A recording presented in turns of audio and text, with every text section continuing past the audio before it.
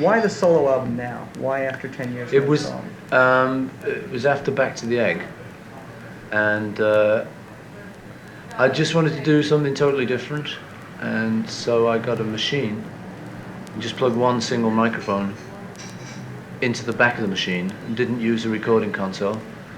And I was originally just going to do 2 weeks messing about and just have a loon for 2 weeks. At the end of 2 weeks I'd done a few tracks and I was starting to get into it, so I kept it another 2 weeks and another 2 weeks and another 2 weeks. I ended up having it for over 6 weeks or something, I think.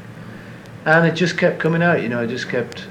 I wasn't trying to do an album, in fact I was trying not to do an album, just for my own satisfaction and stuff. But in the end I had a few tracks and I played them to a couple of people and they said, "Oh, I see, that's your next album." And then it occurred to me, oh yeah, probably is. So then I got a bit serious on it and tried to make it into an album, which was the worst part of it. I was having fun till then, you know. Two things occurred to me when I heard it yesterday for the first time. One, or two names occurred to me. One was Brian Eno. The other thing that came to mind when I heard it was Stevie Wonder. I mean, is he somebody that you have a lot of... Yeah, I like Stevie, yeah, a lot, yeah. And it's probably just because he's the only other kind of person who's done this way of recording an album, you know, recording it all yourself. And he did, I think it was Music of My Mind, that way, where he just played everything. Did you want some sugar? Yeah. Where he played everything. And in that way, yeah, that's similar, you know, because I think we're the only two people I can think of who've actually done this. Well, you're also the only two people I can think of who combine sort of avant-garde electronic sounds with, like, an infallible sense for melody. That's the other thing that we...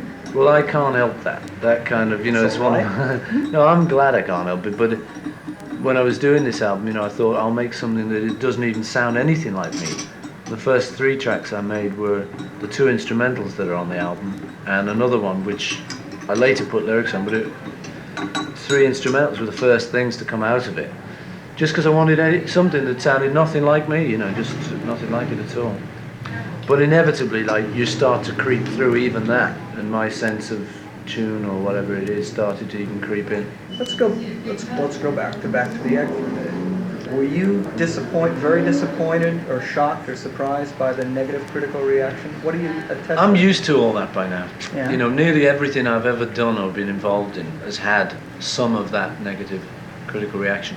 You'd think that something like She Loves You with the Beatles would be pretty positive, the reaction to that. But it wasn't. The very first week out, that was like supposed to be the worst song the Beatles had ever thought of doing. So through my experience, like, you know, I've always had that. Ram was supposed to be the worst thing ever. But so the criticism goes on. With Back to the Egg, it was the same kind of thing. There was a load of kind of not very good criticism. The sales weren't up to our kind of normal sales thing. So a little bit I was disappointed because I like success, you know. I like, if I've done a song, I don't mind it going to #1, staying there for 3 months, you know, like I'm like everyone else. But on this album, on Back to the Egg, you really took a much harder rocking approach than you had in a long time. I mean, that's been a part of you that in a sense has been submerged a little bit in Wings and so on. And it seemed to work fine. It was very refreshing. Was that a reaction to, do you feel, the previous criticism? Did you feel the whole New Wave thing happening? It was just where I was at the time, you know. The New Wave thing was happening. And I was thinking things like, well, you know, a lot of the New Wave is just that they take things at a faster tempo than we do. We being like what I might call the permanent wave. Joke number 1. And the last one. So I realised, well, so I mean, what's wrong with us doing an up-tempo song? So you get something like Spin It On, mainly out of that, just because it was just up-tempo. And I was getting influenced. I always am getting influenced, you know. Most of the songs I've ever written, a lot of them have always had some kind of influence, either Elvis or Carl Perkins or Chuck Berry. There's always been like a big influence. Or even like some of the 30s type tunes, like When I'm 64 or sort of Honey Pie. That's influenced by Fred Astaire and people like that. So all my stuff's influenced. Back to the Egg was influenced. Just was what I wanted to do at the time, you know, the direction I felt I hadn't been in for a while. So do a bit of that, you know. The sales by most other people's standards would be like very healthy. By our standards, they weren't that good.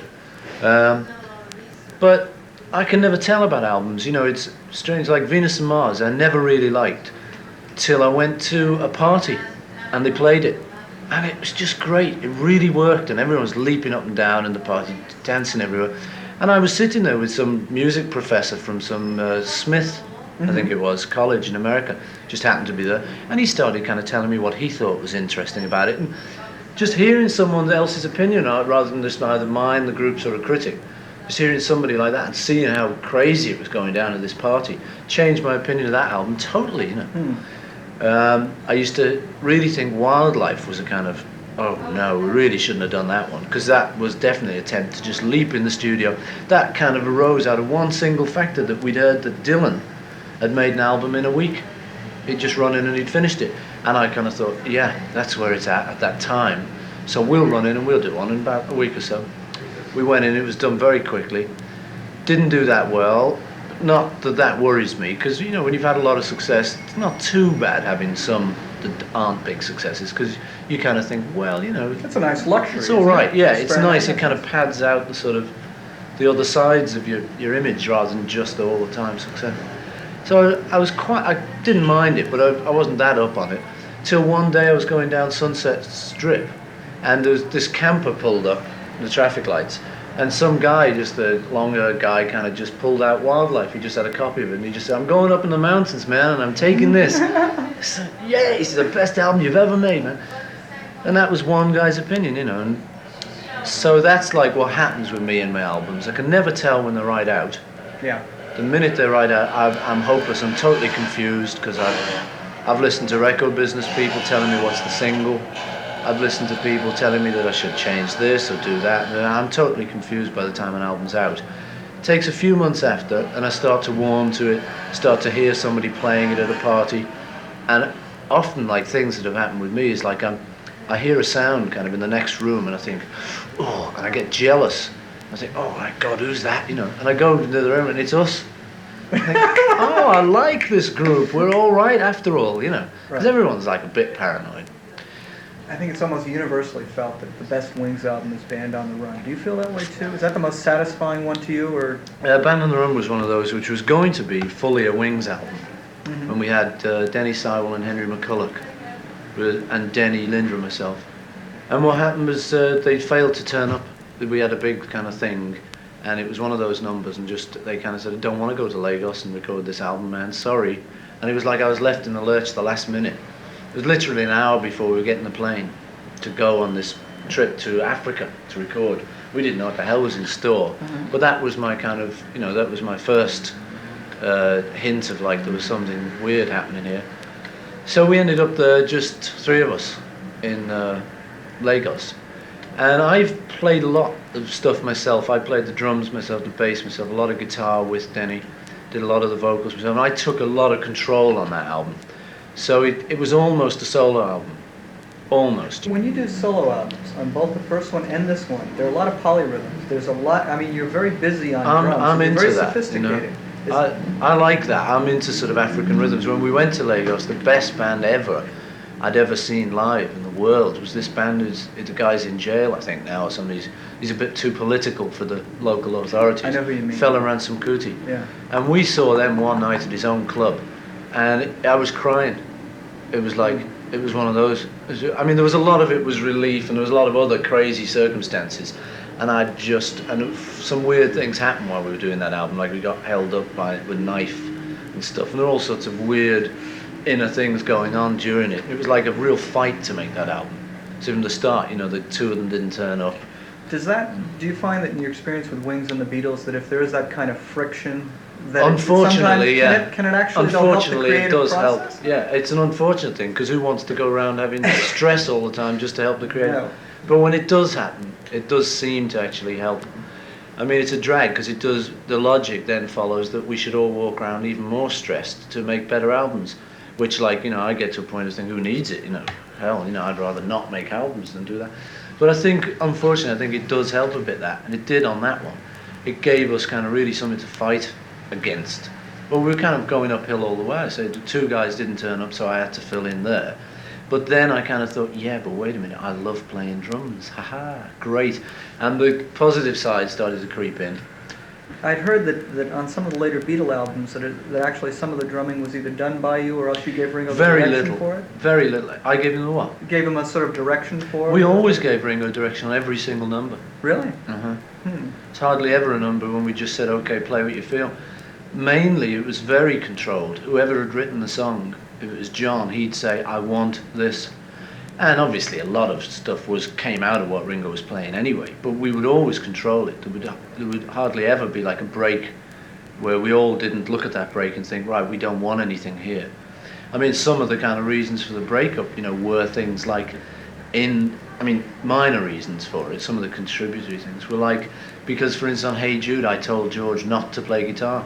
Because he wanted to play Hey Jude, don't make it bad, take a sad song, he wanted to echo in phrases, and I really didn't see it like that, and it was a bit of a number for me to have to dare to tell George Harrison, one of the, whichever way you look at it, one of the greats I think, to not play. It was like an insult almost.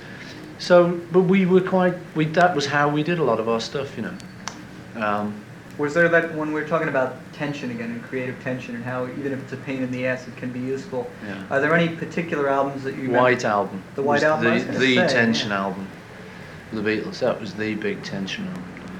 The rest were pretty sort of untense, not that bad, or there'd be one bit of tense and then no more tense and stuff. But the White Album was we were all in the middle of the sort of psychedelic thing or just coming out of it or whatever. But it was weird, I mean, never before had we recorded with like beds in the studio and kind of people visiting for hours on end and business meetings and all of this. And there was a lot of friction during that album. I remember once Helter Skelter came about because I read in the Melody Maker that The Who, they were talking about a track they made. Now, I don't know what the track was because I never actually heard anything that sounded like the talk. Yeah. But the talk was the loudest, most raucous, rock and rolling, dirtiest thing we've ever done, man. And I don't know what they were talking about. It would have been maybe an album track or something. Never caught up with what the track was. But that made me think, oh, gotta do it. Yeah. I really see that. And I totally got off on that one little sentence in the paper. I said, we've got to do the most loudest, most raucous, and that ended up as Helter Skelter. That was the one that sounded the most fragmented to me, and whereas Abbey Road sounded the smoothest. I was imagining there was a lot of tension at the time of Abbey Road, too. No, there wasn't. Well, there was actually, yeah, looking back on it, but it didn't feel like a tense album. There were one or two tense moments. Mm-hmm. But Abbey Road for me wasn't that tense, because I was getting into a lot of musical ideas and kind of the medley thing on the second side. I was very up on doing that and very sort of excited about doing that stuff. And most of the stuff, I can't remember it being quite as tense. I think White Album was like the weirdest period because we were about to break up, and that was just tense in itself. What about I want to ask you about your bass playing. In a sense, to me, you kind of play bass like a frustrated guitar player. It's sort of an inverted kind of genius. Was the bass kind of forced on you when your bass player died? No, it was before that. It was, I originally went to Hamburg. I'd never been in a group or anything before, and we played around and we just skiffled around. I didn't have any instrument, never actually thought of buying an instrument. I was just kind of musical and just to bang away, let's say, the piano at home, or I had a little guitar. Started off, the whole history is that my dad bought me a trumpet, and I tried to play trumpet and learned the Saints and a couple of things, but my lip was going funny, and I realised I wouldn't be able to sing while I was playing the trumpet. I liked singing, so I traded that in for a guitar, which was a right-handed one. I couldn't work out how I couldn't play it. Then I eventually realised I had to turn it the right way. You and Jimi Hendrix, yeah. So I turned it like the right way, and amazingly, upon amazing, it felt good, and I was strumming with the right hand now, the correct hand, and I could get a lot more feel on it. And I got a guitar to go out to Hamburg, which is called a Rossetti Lucky 7. It was like one of the worst ever made. It was just a hunk of plywood with a pickup on it. And strings 2 feet off the board. Yeah, it's the worst action going, but it looked good, and that was the whole thing then. So I got to Hamburg and played for a while just as a guitar player, and just played guitar. We used to have 3 guitars. It was John, me, and George, and we used to say to people, "We don't need a drummer. The rhythm's in the guitars, man." When they used to book us, they'd say, "I haven't got a drummer." We said, "The rhythm's in the guitar." So we went there and we had a drummer then, and then we had Stu on bass. Stu decided he wanted to stay in Hamburg, and my guitar by that time had fallen apart. It eventually got smashed, you know, in a pre-Townsend Fury one night, and I used to sort of just piece it together and then plug it in with not plug it in rather, just play it unplugged in. And then I got put up, it eventually just fell apart. There's no way I could even pretend to use it anymore.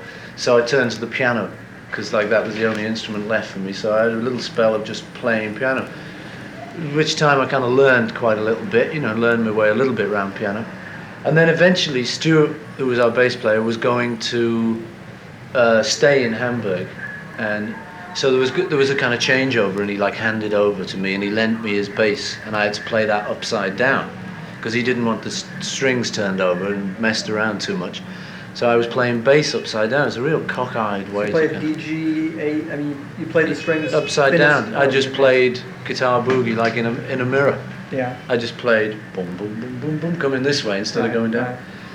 Right. So that was a kind of crazy time, but you know, I managed that, and then eventually I got my own bass, and I was kind of in on bass. So I was always like a frustrated guitarist playing bass. Those melodic lines, particularly the ones that showed up on Sgt. Pepper, there was no precedent for that in rock music. Because I was just getting on with bass, and just always the stuff I'd always liked had been little lines that worked and yet had their own little identity instead of just staying in the background. By then anyway, bass was coming up to the fore in mixes. Yeah. As you listen to early Beatle mixes, and the bass and the bass drum aren't there. We were starting to take over ourselves, and bass was coming to the fore anyway, so I had to do something with it when it was getting in the fore. I was listening to a lot of kind of Motowns and Marvin Gaye and Stax and stuff, which were putting some nice little bass lines in. But I think the big influence was Pet Sounds, Beach Boys. That was the album flipped me. Still does, actually. Still one of my favourite albums of all time. Just because the musical invention on that is wow. But that was the big thing for me. I just thought, oh dear me, this is the album of all time. What the hell are we going to do? So my ideas took off from that standard, and I wanted to do stuff beyond that. So my bass playing started.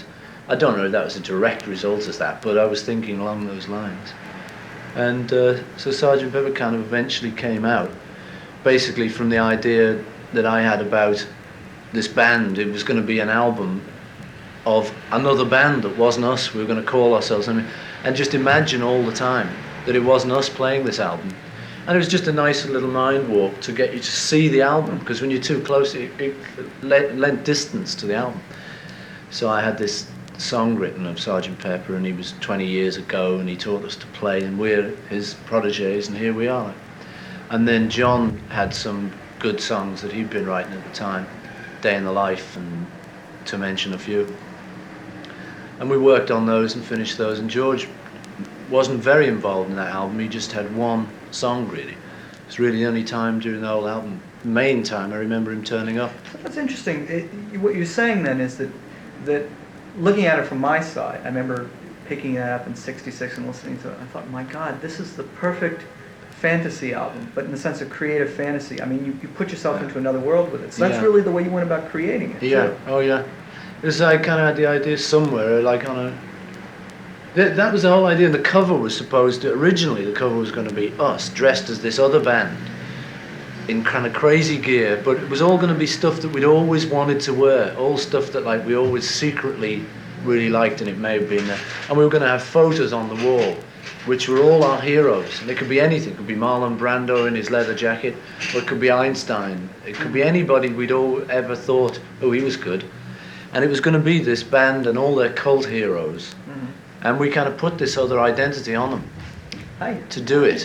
And that was how it turned out. You know, the cover got changed a lot, you know, in the process.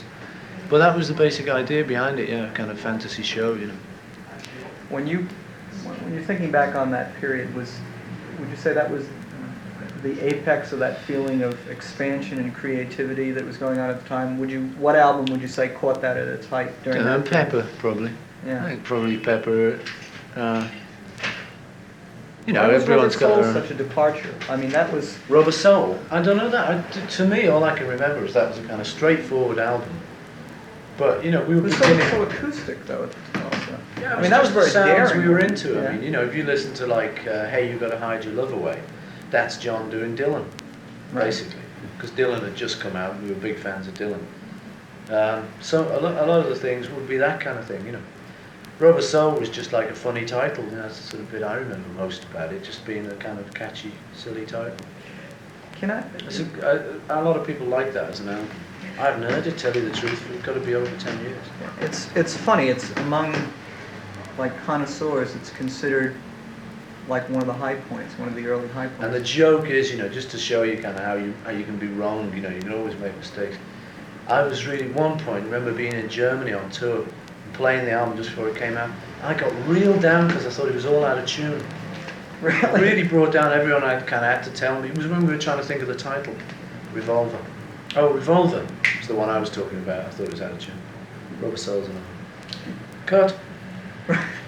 Right. When you talk, it's, you know, we're talking about this thing about your impression of your work versus somebody else's impression. Yeah. And I wanted to ask you about. There's a thing. I was talking with Robert Fripp. You know Robert Fripp, yeah. is King Crimson and whatnot. And he's writing a piece for us, and he was talking about an artist's image and how an artist's image has a life of its own. Yeah. Right. And in the sense that you're Paul McCartney and you're this human being, you've got talents and tastes and so on. But in a sense, almost there's a Robert Fripp or there's a Paul McCartney, which, as Johnny Lydon would say, which has a public image, which people tend to relate to sometimes instead of relating to you as a person. Is this? I mean, this is something you've had to deal with through Wings and through the Beatles. When you first encountered this, was this something? I mean, was it like prison? Was it enjoyable? Did it cause a conflict in you when you felt that? When you saw people reacting to you as? I remember hearing that you guys, when you were in the Beatles, that you used to sort of say, well, you know, why all the screaming? I mean, can't you just listen to the music? At first, you're just an ordinary Joe, rocking around trying to make a living. Then you get famous, you get your first hit, and people ask you for your autograph, and you love it. There's nothing you want more than to do any amount of autographs. You know, you want them, I'll do them, right. And you love it. That kind of wears off after about 3 or 4 years. You just suddenly start to think, wait a minute, what am I bloody signing for you for? You know, so and so. And I've come through another phase now of just thinking, oh yeah, it's okay again. So I've been like in and out of that phase, and fame's the same thing. I remember thinking at one time where I've come to some kind of point of no return, where no matter even now if I say I don't want to be famous anymore, I'll be like Bridget Bardot, where she'll be a recluse but still very famous, or Charlie Chaplin. They want to get away from it, they can't. And I remember thinking, oh well, that's no use, because you know they're going to be after me even more. So those kind of things do come in. I think it's a very weird thing, fame. The interesting thing for me is that the only people who can ever write about it or ever get near to even explaining it most often don't want to, because it's the people who are famous themselves rather than the analysts or the commentators on it. Because the commentators can't quite get behind that mask until they're famous commentators, and even then it's still not the same. It's still a different thing. So there is a very weird kind of double-edged sword to fame. Do you think that was John's reaction, why he's sort of... No, I don't. I actually don't know, or don't really like to speak for John, but seeing as you ask me, like, my theory is just that he's done enough. He thinks he's done enough in all the things he wanted to do, except being himself. And I think now he's actually just turned on to actually living his own life, sod everyone else. But it's not an aggressive thing, I don't think, from what I can see. I got the feeling that when you started Wings, that in a sense, to me, it felt like you had more security, more confidence. I don't want to get into a comparison thing, but I mean, after being in the Beatles, you know, where can one go after that? It's difficult to top. It's difficult to top, and I wouldn't be surprised if the other three and so on must have felt some trepidation about going out like that, and they were more tentative. You didn't seem to have that. I didn't seem to, but that's one of the features of me. Is I may seem to not do a lot of things, but in actual fact, I can be just as bad as the next man.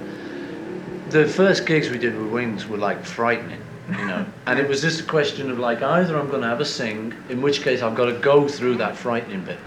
I used to be frightened also in the Beatles. I remember many times just sitting outside concert halls being collected by the local police to be taken to, and just thinking, I really don't want to go through with this. You know, we've got enough money, let's take the money and run. And let's go down to Brighton. But I mean, Linda and I felt that when she was having our last baby. Because there she was as pregnant as anything, due to have the baby. And there's this terrible desire, like, let's go to Brighton instead. And almost driving us to the hospital. If we could have got away with it, we would have gone to Brighton. And the Wings things were like that, you know, it was like so scary coming out with a kind of totally new band and knowing it was the Beatles was what was being expected. But it was just a question of knowing I had to go run that gauntlet and go through that thing, and just once I had a suspicion that once I came out the other side of it, I'd feel better about it.